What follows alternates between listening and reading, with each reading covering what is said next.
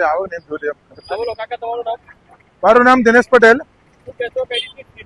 આ સ્થિતિ એવી ખરાબ છે કે ચોમાસા પહેલા આટલો રોડ ખરાબ થઈ ગયો છે તો પબ્લિક ને આવવા જવાની કેટલી તકલીફ પડે. લોકો પબ્લિક ના વેરાથી આ કામ કરેલા છે. મ્યુનિસિપાલિટીએ પબ્લિક વેરો ભરે છે, આવવા જવાનો રસ્તાનો ટેક્સ પણ ભરે છે,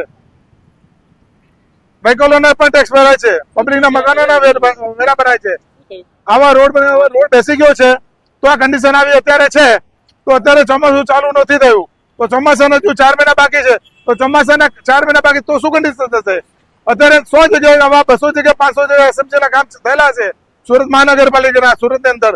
તો બીજી જગ્યાએ શું સ્થિતિ હશે? આનાથી બહુ ખરાબ સ્થિતિ હશે. તો એના માટે ભ્રષ્ટાચારને રોકવા માટે સખ્તમાં સખ્ત કાર્યવાહી કરવી જોઈએ અને ચેકિંગ કરવું જોઈએ. સ્થળ ઉપર ચેકિંગ કરવું જોઈએ, પાણી મૂકવું નહીં મૂકવું. જે સ્થળ ઉપર હાજર હતા, જે લોકો કામ કર્યા એમને ઉપર કેસ થવા જોઈએ, એમની પર સખ્ત કાર્યવાહી થવી જોઈએ.